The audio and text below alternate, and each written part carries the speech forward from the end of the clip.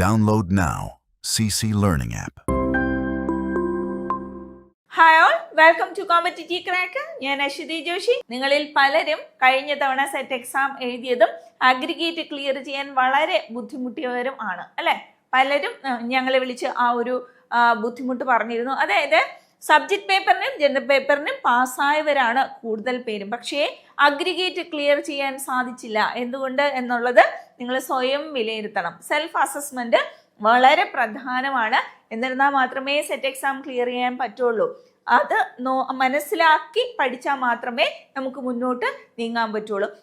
അപ്പൊ നമ്മുടെ 120 ഡേയ്സിലെ കുട്ടികൾ ഏകദേശം പഠിച്ച് സെറ്റായി വരുന്നുണ്ട്. ലൈവ് ക്ലാസ്സുകളൊക്കെ നല്ല രീതിയിൽ മുന്നോട്ട് പോയിക്കൊണ്ടിരിക്കുകയാണ്. അപ്പൊ ഇനിയും ജോയിൻ ചെയ്തിട്ടില്ലാത്തവരുണ്ടെങ്കിൽ, പഠിച്ച് തുടങ്ങാത്തവരുണ്ടെങ്കിൽ, അതുപോലെ തന്നെ കഴിഞ്ഞ എക്സാമിന് പാസ്സാകാനല്ല അഗ്രിഗേറ്റ് ക്ലിയർ ചെയ്യാൻ സാധിക്കാതെ നിരാശരായിട്ട് ഇരിക്കുവാണെങ്കിൽ നിങ്ങൾ വളരെ വേഗം പഠിക്കാൻ തുടങ്ങിക്കോളൂ.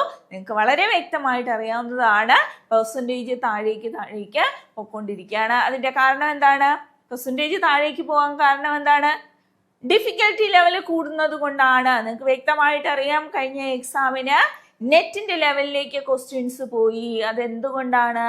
വിദ്യാഭ്യാസത്തിന്റെ ഉന്നത നിലവാരം കാത്തു സൂക്ഷിക്കണം എന്നത് അത് മാനദണ്ഡമായിട്ട് വെച്ചിരിക്കുന്നത് കൊണ്ട് തന്നെയാണ് ഡിഫിക്കൽട്ടി ലെവലിൽ അത്രത്തോളം വ്യത്യാസം വന്നിരിക്കുന്നത്. അപ്പൊ ഇനി വരുന്ന എല്ലാ സെറ്റ് എക്സാമിനും നിങ്ങൾക്ക് എന്തായിരിക്കും? അങ്ങനെ തന്നെ ആയിരിക്കും. നിങ്ങൾ എളുപ്പമുള്ള ക്വസ്റ്റ്യൻസ് പ്രതീക്ഷിച്ചുകൊണ്ട് ഒരിക്കലും പോകണ്ട. പിന്നെ അതോടൊപ്പം തന്നെ സിലബസ് കാണുമ്പോൾ വളരെ ഡിഫിക്കൽട്ടായിട്ട് തോന്നും. ഇത് ഞാൻ എങ്ങനെ പഠിക്കും? ഫാസ്റ്റ് ആയിട്ടുള്ള സിലബസ് ആണ്. എന്നാൽ നിങ്ങൾ അത്രയും പഠിക്കണോ അല്ലേ? നിങ്ങൾ ജനറൽ പേപ്പറിന്റെ സിലബസ് നോക്കുമ്പോൾ ഏറ്റവും ആദ്യം കൊടുത്തിരിക്കുന്നത് 10th ലെവലിന്റെ സിലബസ് ആണ് അല്ലേ? നിങ്ങൾ നോക്കുമ്പോൾ അവിടെ മാത്സ് പഠിക്കണം, സയൻസ് പഠിക്കണം, കേരള ഹിസ്റ്ററി, അങ്ങനെ തുടങ്ങി കുറച്ചധികം സബ്ജക്റ്റ് കൊടുത്തിട്ടുണ്ട്. അപ്പൊ അതെല്ലാം പഠിക്കുമ്പോഴത്തേക്ക് തന്നെ ഒരു സമയം കഴിയും അല്ലേ? 90 ദിവസങ്ങൾ മാത്രമേ നമ്മുടെ മുന്നിലുള്ളൂ. അതെങ്ങനെ പ്രയോജനപ്പെടുത്താം? നിങ്ങൾ സ്വന്തമായിട്ട് സിലബസ് ഉപയോഗിച്ചുകൊണ്ട് ഒരു ടൈം ടേബിൾ റെഡിയാക്കാം. പക്ഷേ അത് എത്രത്തോളം ഫലവത്താകും എന്നത് ചിന്തിക്കണം.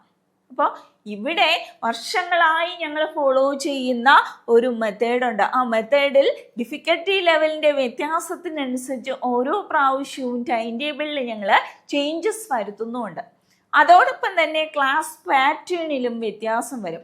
എങ്ങനെ PYQ പഠിക്കണം, ഇപ്പൊ പഠിച്ചുകൊണ്ടിരിക്കുന്ന രീതിയിൽ നിന്ന് വ്യത്യസ്തമായി എന്ത് മാറ്റങ്ങളാണ് വരുത്തേണ്ടത്, അപ്പൊ അതൊക്കെ ഓരോ ടീച്ചേഴ്സും അനലൈസ് ചെയ്തുകൊണ്ടാണ് മുന്നോട്ട് പോകുന്നത്. അപ്പൊ കഴിഞ്ഞ തവണത്തെ പോലെയും പഠിച്ചാൽ പോരാ, കുറച്ചും കൂടെ എന്ത് ചെയ്യണം? നന്നായിട്ട് നമ്മൾ പ്രിപ്പയർ ചെയ്യണം. അപ്പോൾ നമ്മുടെ ഇവിടെ 90 ഡേയ്സിന്റെ ബാച്ച് സ്റ്റാർട്ട് ചെയ്തിട്ടുണ്ട്. നോക്കൂ, 90 ഡേയ്സിന്റെ ജനറൽ പേപ്പറിന്റെ ടൈം ടേബിൾ ആണ് നമ്മളിവിടെ കൊണ്ടുവന്നിരിക്കുന്നത്. നിങ്ങൾ ഈ ടൈം ടേബിൾ നോക്കുമ്പോൾ ഒരു ദിവസം നിങ്ങൾക്ക് ഇത്രത്തോളം പഠിച്ചാൽ മതിയോ എന്നത് തോന്നും അല്ലേ? പക്ഷേ അത്രത്തോളം പഠിച്ചാൽ മതി. ഇവിടുത്തെ ടീച്ചേഴ്സിന് വളരെ വ്യക്തമായിട്ട് അറിയാം ഒരു സ്റ്റുഡൻറ് എങ്ങനെ പഠിച്ചാൽ എത്രത്തോളം ഒരു ദിവസം കവർ ചെയ്ത് കഴിഞ്ഞാൽ അവർക്ക് സെറ്റ് എക്സാം ക്രാക്ക് ചെയ്യാൻ സാധിക്കും എന്നുള്ളത്. വെറുതെ ഒരു പഠനമല്ല ഇവിടെ കൊണ്ടുവന്നിരിക്കുന്നത്. ഓരോ ദിവസവും പഠിക്കേണ്ട ലേണിംഗ് ആക്ടിവിറ്റീസ് ഉണ്ട്, ഡെയിലി വർക്കൗട്ട് ഉണ്ട്. അതോടൊപ്പം തന്നെ ഒരാഴ്ച അത്രയും പഠിച്ചു കഴിഞ്ഞാൽ നിങ്ങൾക്കൊരു റിവിഷൻ എക്സാം ഉണ്ടാകും. ആ റിവിഷൻ എക്സാമിലൂടെ നിങ്ങൾക്ക് നിങ്ങളെ വിലയിരുത്താനും സാധിക്കും. ഇനി എക്സാമിന് വരുന്ന ക്വസ്റ്റ്യൻസ് അല്ലെങ്കിൽ ക്ലാസ്സിൽ ഡിസ്കസ് ചെയ്യുന്ന PYQs നിങ്ങൾക്ക് സംശയമുണ്ട്, നിങ്ങൾക്ക് നിങ്ങളുടെ സബ്ജക്റ്റ് ടീച്ചേഴ്സിനോടൊപ്പം തന്നെ നിങ്ങൾക്കൊരു മെൻറ്ററിൻ്റെ സപ്പോർട്ടും ഉണ്ട് എന്നുള്ളതാണ് ഇവിടെ പ്രധാനം എന്ന് പറയുന്നത് അല്ലേ? അപ്പൊ അതൊക്കെ ശ്രദ്ധിച്ചു വേണം മുന്നോട്ട് പോകാൻ. ഒറ്റയ്ക്കിരുന്ന് പഠിച്ച് പാസ്സാകാൻ സാധിക്കാത്ത ഒരുപാട് കുട്ടികൾ നമ്മളെ കോണ്ടാക്ട് ചെയ്തിട്ടുണ്ട്. 90 ഡേയ്സ് കൊണ്ട് ഞാൻ പഠിച്ച് പാസ്സാകുമോ? കൃത്യമായിട്ട് പാസ്സായിരിക്കും. നമുക്ക് ആ ഒരു സിലബസ് ഒന്ന് നോക്കാം. സിലബസിലൂടെയുള്ള നമ്മൾ സിസ്റ്റമാറ്റിക് ആയിട്ട് തയ്യാറാക്കി വെച്ചിരിക്കുന്ന ആ ഒരു ടൈം ടേബിൾ നമുക്കൊന്ന് നോക്കാം. നോക്കൂ, നിങ്ങൾ ഡേ 1 പഠിക്കാൻ പോകുന്നത് സെറ്റ് 90 ഡേയ്സ് ജനറൽ പേപ്പറിന്റെ ടൈം ടേബിൾ മാത്രമാണ് ഞാനിവിടെ കാണിക്കുന്നത്. ഇതുപോലെ ഓരോ സബ്ജക്റ്റിനും അതാത് ടീച്ചേഴ്സ് ഒരു ടൈം ടേബിൾ സെറ്റ് ചെയ്തിട്ടുണ്ട്. നോക്കൂ, ഡേ 1 നിങ്ങൾ ഇത്ര പഠിച്ചാൽ മതി. Educational philosophy, relationship between philosophy and education. Teacher അത്രേ തന്നിട്ടുള്ളൂ. നോക്കൂ, അടുത്ത എക്കണോമിക്സിന്റെ ഭാഗത്ത് നിന്ന് നീതി ആയോഗ് മാത്രം നിങ്ങൾ പഠിച്ചാൽ മതി. അടുത്ത literature, classic and master pieces of world 1. എന്താ അങ്ങനെ 1 കൊടുത്തിരിക്കുന്നത്? ഇത് ആപ്പിലെ ക്ലാസ്സിനെ ബേസ് ചെയ്തുകൊണ്ട് ഇട്ടിരിക്കുന്ന ടൈം ടേബിൾ ആണ്. അതായത് നമ്മൾ ആപ്പിലെ ക്ലാസ് കാണുന്നു, അപ്പോൾ അതിൻ്റെ നോട്ട്സ് നമ്മൾ എന്ത് ചെയ്യുന്നു, പഠിക്കുന്നു. അവിടെ നമുക്ക് വരുന്ന സംശയങ്ങൾ നമ്മൾ എന്ത് ചെയ്യും, ലൈവ് ക്ലാസ്സുകളിൽ ടീച്ചറോട് ചോദിച്ച് കൃത്യമായിട്ട് മനസ്സിലാക്കും. നമുക്ക് അവിടെ വരുന്ന സംശയങ്ങളെല്ലാം അവിടെ തീർക്കാൻ പറ്റും. മനസ്സിലായോ? ഇനി കേരള റിവോൾട്ട് കണ്ടോ, 1 ഇട്ടേക്കുന്നത്. എന്തുകൊണ്ടാ? അതും എന്ത് തന്നെയാണ്, നമ്മുടെ ആപ്പിലെ ക്ലാസ് ആണ് കേട്ടോ. നോക്കൂ, രണ്ടാമത്തെ ദിവസം നമ്മൾ എന്ത് പഠിക്കണം? School of Indian philosophy economics GST ആണ് നമ്മൾ അവിടെ നോക്കുന്നത്. അതായത് ഒരു സെറ്റ് എക്സാമിന് ജനറൽ പേപ്പറിന് വരാവുന്ന ഇമ്പോർട്ടൻ്റ് ടോപ്പിക്കിനെ അടിസ്ഥാനമാക്കി ഒരാൾ വലിച്ചു വാരി പഠിക്കേണ്ട ആവശ്യമില്ല.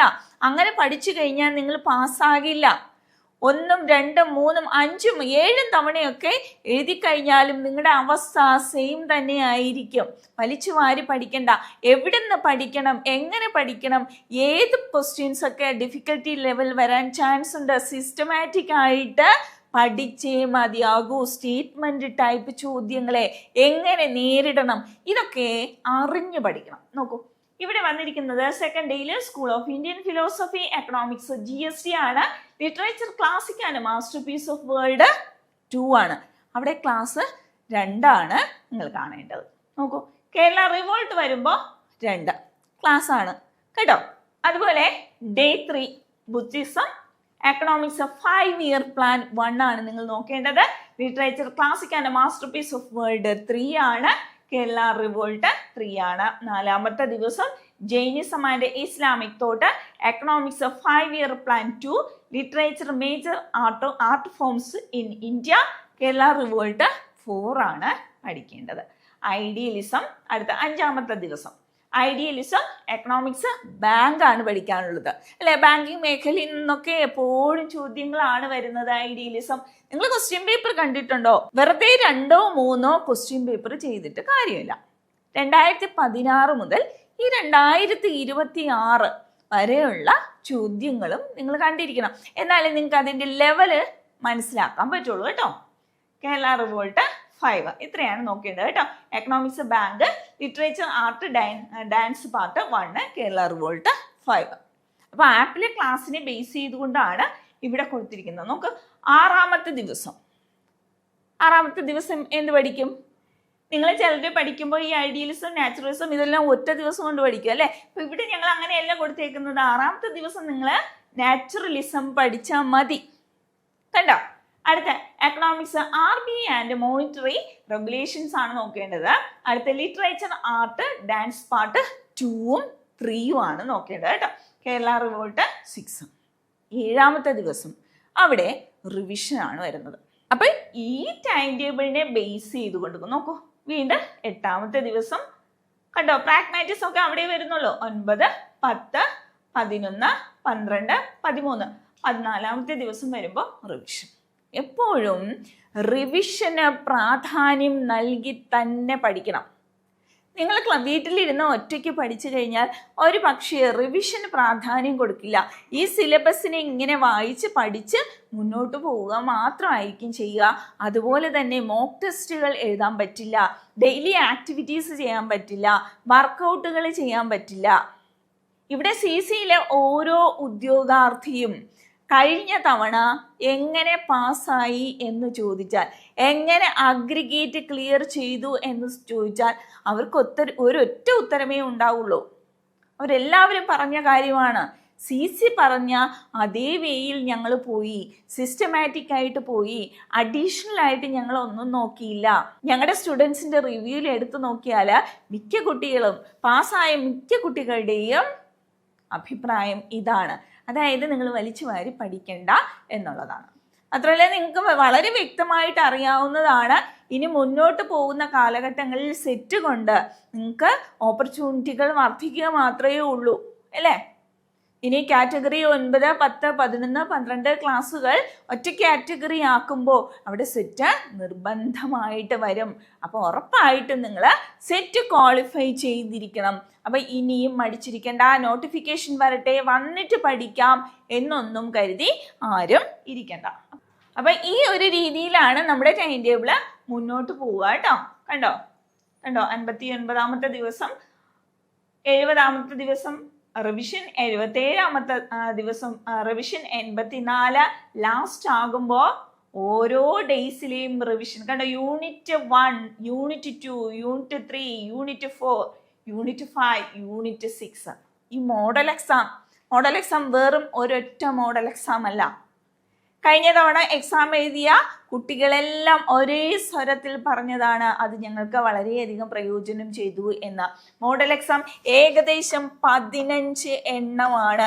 ഈ 15 എണ്ണത്തിൽ 10 എണ്ണം ജനറൽ പേപ്പറിന് വേണ്ടി മാത്രമാണ്. ജനറൽ പേപ്പറിന് മാത്രം എന്ന് പറഞ്ഞാൽ വെറുതെ ആണോ? ഓരോ എക്സാമും 120 മാർക്കിനാണ്.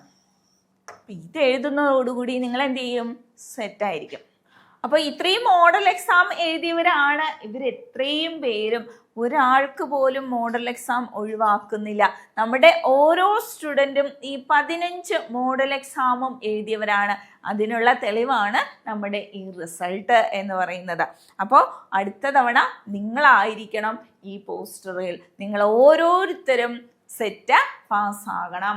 അപ്പോൾ നമ്മുടെ 90 ഡേ ബാച്ച് ഇവിടെ സ്റ്റാർട്ട് ചെയ്തിട്ടുണ്ട് കേട്ടോ. ഇനി നമ്മുടെ മുന്നിലുള്ളത് 90 ഡേയ്സ് മാത്രമാണ്. അപ്പം ഇപ്പോഴേ പഠിച്ചു തുടങ്ങിക്കൊള്ളുക. അപ്പം നമ്മുടെ പ്രത്യേകതകളെല്ലാം എല്ലാവർക്കും അറിയാവുന്നതാണ്. എന്തൊക്കെയാണെന്ന് അറിയാമല്ലോ. ഇവിടെ എക്സ്ക്ലൂസീവ് ലൈവ് ക്ലാസ്സസ് പറയുന്നുണ്ട്. എത്രത്തോളമാണ് ലൈവ് ക്ലാസ് കൊടുക്കുന്നതെന്ന് നിങ്ങൾക്ക് അറിയാമോ? ഏകദേശം 400-ലധികം ലൈവ് ക്ലാസ്സുകളാണ് പോകുന്നത്. അപ്പം ലാസ്റ്റ് ഒക്കെ ആവുമ്പോൾ നിങ്ങൾക്കറിയാം, കഴിഞ്ഞ പ്രാവശ്യം അവസാന ദിവസങ്ങളിൽ ഏകദേശം 15 ദിവസത്തോളം ദിവസം 3 മണിക്കൂറാണ് ഓരോ സബ്ജക്റ്റിനും നിങ്ങൾ ചിലവഴിച്ചത് അല്ലേ? ഓരോ കുട്ടികൾക്കും അത് വ്യക്തമായിട്ട് അറിയാം. അപ്പം എത്രയും വേഗം നിങ്ങൾ ജോയിൻ ചെയ്ത് പഠിച്ചു തുടങ്ങുക. നമുക്കറിയാം റിസൾട്ട് വളരെ വേഗം വന്നു കഴിഞ്ഞു അല്ലേ? നമ്മൾ പ്രതീക്ഷിച്ചതിനേക്കാളും നേരത്തെയാണ് വന്നത്. അപ്പം തീർച്ചയായിട്ടും ജോയിൻ ചെയ്ത് പഠിക്കുക. താഴെ കാണുന്ന നമ്പറിൽ കോൺടാക്ട് ചെയ്യുക. വെറും ക്ലാസ്സുകളല്ല, P/Q വളരെ ഡീപ്പായിട്ട് ഡിസ്കസ് ചെയ്തുകൊണ്ടാണ് നമ്മൾ മുന്നോട്ട് പോകുന്നത്. ഡെയിലി ആക്ടിവിറ്റീസ്, ഡെയിലി വർക്കൗട്ടുകൾ ഉണ്ടാകും.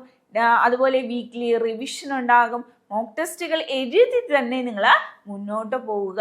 അതുപോലെ നിങ്ങൾക്ക് എന്ത് സംശയം ഉണ്ടെങ്കിലും ഇവിടെ തീർക്കാൻ ഒരു മെൻറ്ററിൻ്റെ സപ്പോർട്ട് നിങ്ങളുടെ കൂടെ ഉണ്ടാകും. അപ്പോൾ ഇത്തവണത്തെ സെറ്റ് CCയോടൊപ്പം നിങ്ങൾക്ക് നേടാൻ സാധിക്കും. തീർച്ചയായിട്ടും താഴെ കാണുന്ന നമ്പറിൽ കോൺടാക്ട് ചെയ്യുക. എത്രയും വേഗം ജോയിൻ ചെയ്യുക. അപ്പോൾ ഇതുപോലുള്ള വീഡിയോസുമായി വീണ്ടും കാണാം. താങ്ക്